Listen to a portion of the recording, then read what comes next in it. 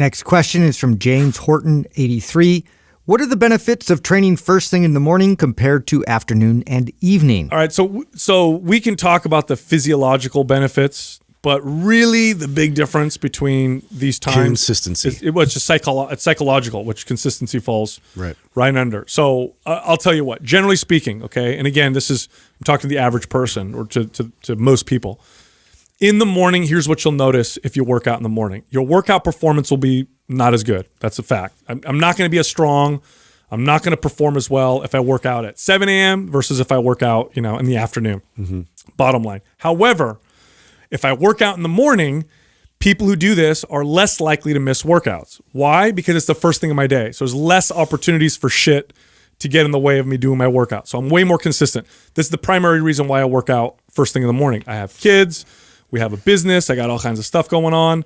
And I know if I do it in the afternoon, there's a lot of opportunities for things to get in the way for me to miss my workout. But if I do it first thing in the morning, far less opportunities for me to miss it. So that's the main reason. And here's the second one. This is a great psychological benefit to working out in the morning.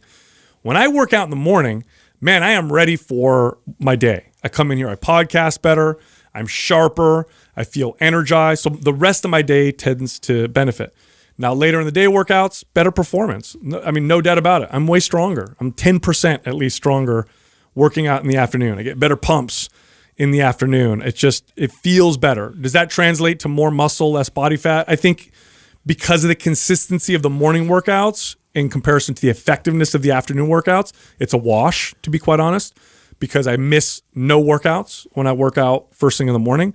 So that's about it. Now, if I'm training you, and now here's where we get some, where it starts to become more variance.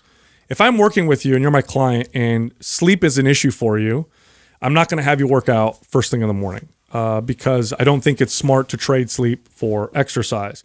If you have hormone issues, I'm not going to have you work out in the morning. So if you're a woman and you're going to hire me and your HPA axis dysfunction, I'm not going to have you work out in the morning. I'm going to have you have a nice relaxing morning, and I might have you work out in the afternoon. So those are just some examples, but I think the big difference really is about the psychological aspect. Yeah, the biggest physical detriment I would say to working out in the morning is simply that is interrupting your sleep, right? Yeah. If you find that that's the best time for you to work out because you have the most time available then, but that also cuts into your 8 hours of sleep and now you're getting 6 or 5 or whatever, and you're exhausted and you just push through it, right? Because you can push through it and then feel good afterwards. And don't mistake that, by the way, of feeling good, because that's just your body trying to respond to what you just put it through. So that's the mistake I think some people get is like, whoa, when I get done, I feel really good. I feel horrible getting there and this and that, then I do it, and then I feel amazing. Stress hormone high. Exactly. That's just your cortisol shooting through the roof and you feel amazing. And don't mistake that for your body is loving that or liking that. So I think that that's the biggest thing you got to look at if you're going to be training in the morning time. But yeah, and I know we keep hammering the consistency thing down, but you have to understand that how much that plays a factor in your success. It's the number one factor of all things. Yeah. Diet and training program and all these things that we want to talk about, exercise selection, routine, blah, blah, blah, blah, blah. Nothing trumps consistency. You consistently doing something is far better than nothing at all. So whatever one of these things, or morning or afternoon, you can be the most consistent that's the answer. Yeah, however you find that in your schedule where you can just map that out, knowing specifically I'm going to do this at this specific time. A lot of people do find it's the first thing in the morning because it is that very first objective that you're, placing yourself in. Like, this is what my intention of the day starts here.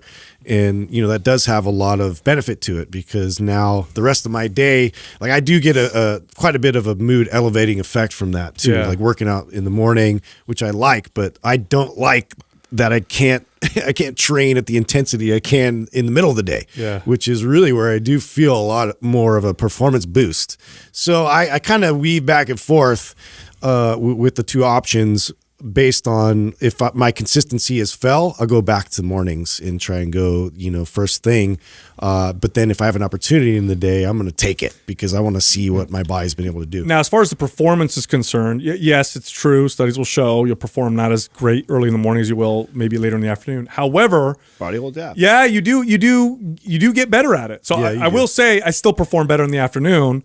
but I don't perform as badly in the morning as I used to when I first started doing it. Now my performance in the morning's not too bad. What would you say it takes? I know it's very individual, but what would you say it takes the average person to kind of acclimate to that? Months. Months. Months. Yeah, So. 4, 5, 6 months. Okay. Oh wow, that long. It takes a while, dude. Bro, waking up in the morning, first off, you have to wake up earlier than you used to. And then being physical and pushing yourself to somebody who's never done that before, it takes a little while. Yeah, and I think the key, I mean, and you're the more consistent one with this, correct me if I'm wrong, is that when you transition and it's tough and it's going to be probably tough and tired, is disciplining yourself to go to bed earlier. Because I would see that would be probably the biggest challenge for people. For me, that would be the biggest challenge.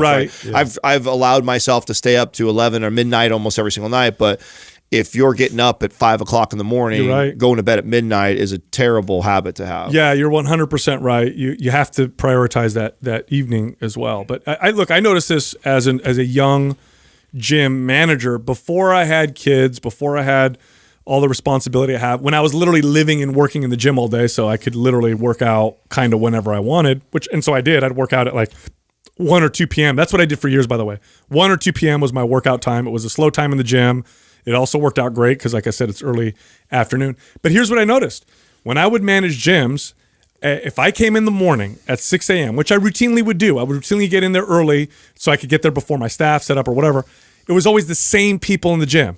The most consistent members that you'll see in a gym are the morning crowd. Always. The same exact crowd. They're in there. They're hardcore. They know each other. They all work out very consistently. The evening crowd, boy, does that fluctuate like crazy. But it was that, I swear to God, I would come in at 6 a.m. and I knew I was going to see the same 30 to 50 people, working out in my gym. So, and that's when I really picked up on it. Like, oh, it's the mornings are that's great for consistency.